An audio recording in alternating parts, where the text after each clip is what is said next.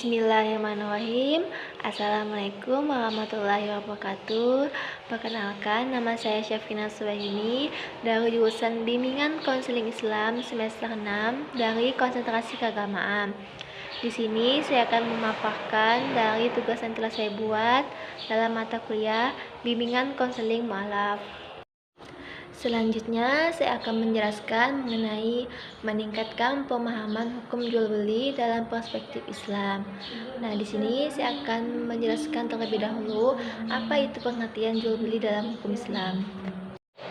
Di dalam hukum Islam, jual beli termasuk ke dalam lapangan hukum perjanjian atau perikatan atau dalam bahasa Arab akad.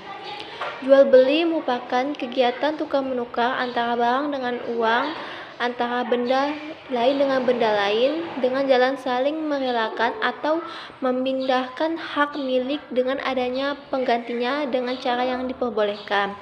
Sedangkan secara istilah, menurut mazhab Hanafi, jual beli merupakan pertukaran harta dengan harta dengan menggunakan cara tertentu. Nah, di sini pertukaran harta dengan harta diartikan sebagai memiliki manfaat serta terdapat kecenderungan manusia untuk menggunakannya. Cara tertentu yang dimaksud adalah syikat atau ungkapan ijab dan qabul. Sedangkan secara terminologi merupakan adanya pertukaran antara harta dengan barang atau jasa oleh penjual dan pembeli dalam suatu transaksi. Perdagangan atau jual beli menurut bahasa berarti al-bai', al-tijarah, dan al-mubadalah. Sebagaimana Allah SWT berfirman, sesungguhnya orang-orang yang selalu membaca kitab Allah dan mendirikan sholat dan menafkahkan sebagian dari rezeki yang kami anugerahkan kepada mereka dengan diam-diam atau terang-terangan, mereka itu mengharapkan perniagaan yang tidak akan merugi.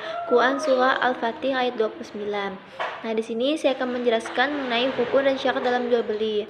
Agar transaksi jual dan beli berjalan dengan baik, maka ada beberapa hukum jual dan beli. Yang pertama, adanya pihak penjual dan pembeli. Yang kedua, adanya harga nilai tukar dengan benda atau objek transaksi. Yang ketiga, adanya ijab qabul, yang dimana perkataan penjual dinamakan ijab dan perkataan pembeli dinamakan qabul. Nah, selanjutnya syarat sahnya jual dan beli. Yang pertama, tentang subjeknya, yang berarti berakal agar tidak terkecoh. Yang selanjutnya, dengan kehendaknya sendiri. Dan ketiga, keduanya tidak mubazir. Dan terakhir, balik. Selanjutnya, tentang objeknya. Yang pertama, bersih barangnya, dapat dimanfaatkan, milik orang yang melakukan akad, mampu menyerahkannya. Yang terakhir, barang yang diakadkan ada di tangan. Nah, dari uraian di atas dapat kita ketahui bahwa terpenuhinya hukum dan syarat jual beli merupakan suatu ukuran di mana jual beli itu dapat dikatakan sah menurut hukum Islam. Selain itu, dengan terpenuhinya hukum dan syarat jual beli dimaksudkan agar jual beli itu didasarkan atas dasar suka sama suka. Tidak ada unsur pemaksaan dari salah satu pihak sehingga dalam jual beli tersebut tidak ada pihak yang merasa dirugikan.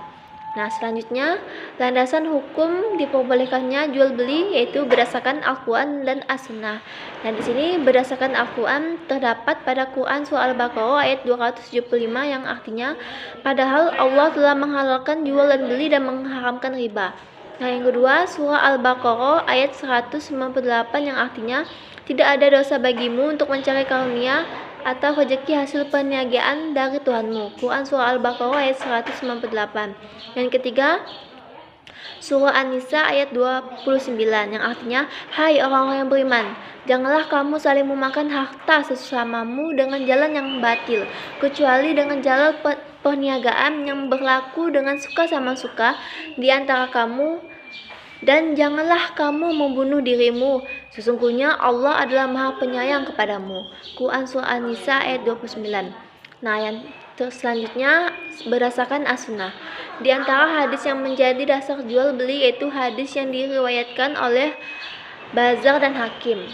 Rifa'ah bin Rafi berkata, sesungguhnya Nabi SAW ditanya tentang mata pencaharian yang baik, yang paling baik.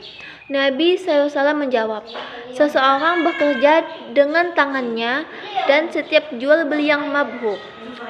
Hadis riwayat Bazar dan Hakim. Nah, dari hadis lain di mana Rasulullah SAW bersabda, dari Abi Said, Nabi SAW bersabda, pedagang yang jujur lagi percaya adalah bersama-sama para nabi, orang yang benar adalah syuhada. Hadis riwayat Tirmizi.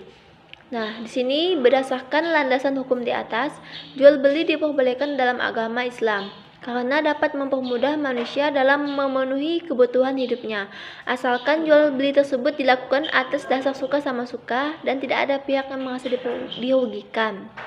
Nah, di sini macam-macam jual beli ditinjau dari segi hukumnya. Ditinjau dari segi hukumnya jual beli dibedakan menjadi 3, yaitu sahih, batil, dan fasid. Jual beli sahih dikatakan jual beli sahih karena jual beli tersebut sesuai dengan ketentuan syarak, yaitu terpenuhinya syarat dan rukun jual beli yang telah ditentukan. Barangnya bukan milik orang lain dan tidak terikat khiyar lagi. Nah, yang selanjutnya jual beli batil. Jual beli yang salah satu rukunnya tidak terpenuhi atau jual beli itu pada dasarnya dan sifatnya tidak disyariatkan. Misalnya, jual beli yang dilakukan oleh anak-anak, orang gila, atau barang-barang yang diharamkan syaraknya, seperti bangkai, darah, babi, dan khamar. Nah, di sini jual beli fasid. Menurut ulama Hanafi yang dikutip dari bukunya Gemala Dewi yang berjudul Hukum Perikatan Islam di Indonesia, bahwa jual beli fasid dengan jual beli batal itu berbeda. Fasid berarti tidak dianggap atau diperhitungkan suatu perbuatan sebagaimana semestinya, sebagai akibat dari kekurangan atau cacat padanya. Dengan demikian, sesuatu yang telah dinyatakan fasid berarti sesuatu yang tidak sesuai dengan tujuan syara. Nah, di sini ditinjau dari segi objeknya. Yang pertama, jual beli benda yang kelihatan. Nah, di sini pada saat melakukan akad jual beli, benda atau barang yang diperjualbelikan ada di depan pembeli dan penjual, yang artinya kita tidak membeli kucing dalam karung. Yang kedua, jual beli yang disebutkan sifat-sifatnya dalam janji, yaitu jual beli salam atau pesanan, atau jual beli barang secara tangguh dengan harta yang dibayarkan di muka, atau dengan kata lain jual beli di mana harga dibayarkan di muka sedangkan barang dengan kriteria tertentu akan diserahkan pada waktu tertentu. Yang ketiga, jual beli benda yang tidak ada. Nah, di sini jual beli yang dilarang oleh agama karena barangnya tidak tentu dan atau masih gelap, sehingga dikhawatirkan barang tersebut merupakan barang curian dari pihak lain.